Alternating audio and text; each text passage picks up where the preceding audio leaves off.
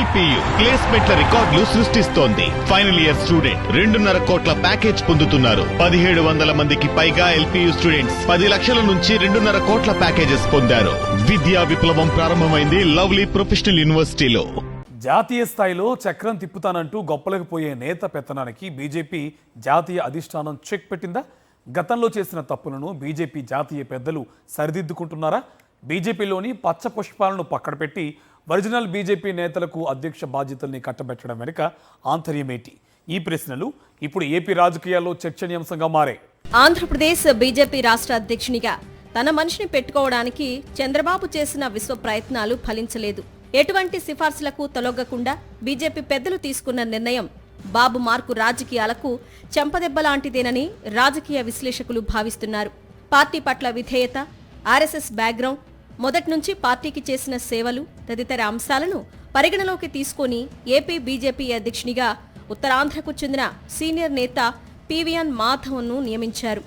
దాంతో AP BJP అధ్యక్షుని ఎంపికలో ఈసారి చంద్రబాబు పెత్తనానికి ఫుల్ స్టాప్ పెట్టడం జరిగిందని కూటమి రాజకీయాల్లో చర్చ జరుగుతోంది. ఆంధ్రప్రదేశ్ బీజేపీ అధ్యక్ష పీఠంపై తన మనిషిని కూర్చోబెట్టాలని చివరి నిమిషం వరకు చంద్రబాబు తీవ్రంగా ప్రయత్నం చేశారని సమాచారం.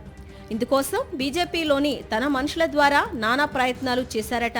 కమలం పార్టీ ఆ రాష్ట్ర అధ్యక్షునిగా తన మనిషి ఉంటే తాను ఆడింది ఆట, పాడింది పాటగా సాగిపోతుందనేది చంద్రబాబు ఆలోచన. బీజేపీ రాష్ట్ర అధ్యక్షుణ్ణి తన గుప్పెట్లో పెట్టుకుంటే తాను చేసే అన్ని రకాల అడ్డగోలు పనులను కప్పిపెడతారని, కేంద్రానికి తప్పుడు నివేదికలు పంపి తనను కాపాడతారనేది చంద్రబాబు వ్యూహమని ఏపీ రాజకీయాల గురించి లోతుగా తెలిసిన వారు ఎప్పటినుంచో చెప్తున్న మాట.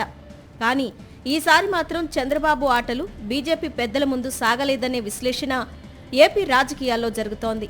కమలం పార్టీ ఢిల్లీ పెద్దలు పద్ధతి ప్రకారం వ్యవహరించి నికార్సైన బీజేపీ నేత మాధవ్కు పట్టం కట్టారని కూటమి నేతలు మాట్లాడుకుంటున్నారు. తన బంధువు పురంధేశ్వరిని మరోసారి బీజేపీ అధ్యక్ష పీఠంపై కూర్చోబెట్టాలని చంద్రబాబు తనదైన శైలిలో పావులు కదిపారని సమాచారం. ఒకవేళ పురంధేశ్వరి అభ్యర్థిత్వం పట్ల బీజేపీ పెద్దలు వ్యతిరేకంగా ఉంటే ఆమె స్థానంలో సుజనా చౌదరి, సీఎం రమేష్, ఆదినారాయణ రెడ్డి, ఆరోగ్య శాఖ మంత్రి సత్యకుమార్ లాంటి వారిలో ఎవరినో ఒకరిని అధ్యక్ష పీఠంపై కూర్చోబెట్టాలని భావించారట. చంద్రబాబు కుట్రలను ముందుగానే గ్రహించిన ఏపీ బీజేపీ నేతలు కొందరు అధిష్టానానికి రిపోర్టులను పంపించారని, పురంధేశ్వరిని అడ్డం పెట్టుకుని ఒరిజినల్ బీజేపీ నేతలకు చంద్రబాబు చేసిన అన్యాయాన్ని సాక్ష్యాలతో సహా తెలియజేశారని కూటమి నేతలు మాట్లాడుకుంటున్నారు. గత ఎన్నికల్లో మాధవ్, జీవీఎల్ నరసింహారావు, సోము వీర్రాజు, విష్ణువర్ధన్ రెడ్డి వంటి వారికి సీట్లు లేకుండా చంద్రబాబు చక్రం తిప్పిన సంగతి తెలిసిందే.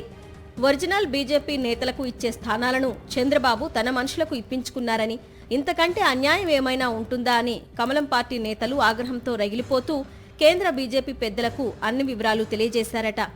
ఇక ముందు అలాంటి తప్పులు జరగకుండా ఉండాలంటే ఏపీ బీజేపీ అధ్యక్ష నియామకం విషయంలో చంద్రబాబు సిఫార్సులను పట్టించుకోవద్దని విజ్ఞప్తి చేశారట. దాంతో ఆలోచనలో పడ్డ బీజేపీ పెద్దలు చంద్రబాబు మాటలను లెక్క చేయకుండా తమ పార్టీలోని తెలుగు బీజేపీ నేతలను పక్కన పెట్టారు. నికార్సైన బీజేపీ నేత మాధవ్కు పట్టం కట్టారని ఆ పార్టీలో చర్చ జరుగుతోంది. రాష్ట్ర బీజేపీలో తన మనుషులను పెట్టుకుని బీజేపీ రాష్ట్ర కమిటీలో ఎవరికి అవకాశం కల్పించాలో, కమిటీ ఏ విధంగా ఉండాలో చంద్రబాబు నిర్ణయించేవారనే విషయం అందరికీ తెలిసిందే. దాంతో కమలం పార్టీ రాష్ట్ర కమిటీల్లో రాష్ట్ర స్థాయి పదవుల్లో ఒరిజినల్ బీజేపీ నేతలకు అన్యాయమే జరిగేది. బాబుకున్న పలుకుబడి కారణంగా ఒరిజినల్ బీజేపీ నేతల్లో పలువురు కక్కలేక మింగలేక ఉండిపోయేవారు. ఈ నేపథ్యంలో చూసినప్పుడు ఈసారి బీజేపీ రాష్ట్ర నేతల మాటకు ఢిల్లీ పెద్దలు గౌరవమిచ్చారని, బాబు పడగ నీడ నుంచి కమలం పార్టీని పక్కకు తీసుకొచ్చే ప్రయత్నంలో మొదటి అడుగు పడిందని రాజకీయ విశ్లేషకులు భావిస్తున్నారు. దీనిలో భాగంగానే నికార్సైన బీజేపీ నేత పివిఎన్ మాధవ్కు బీజేపీ రాష్ట్ర అధ్యక్షునిగా బాధ్యతలు కట్టబెట్టారనే ప్రచారం ఏపీ రాజకీయ వర్గాల్లో జోరుగా సాగుతోంది.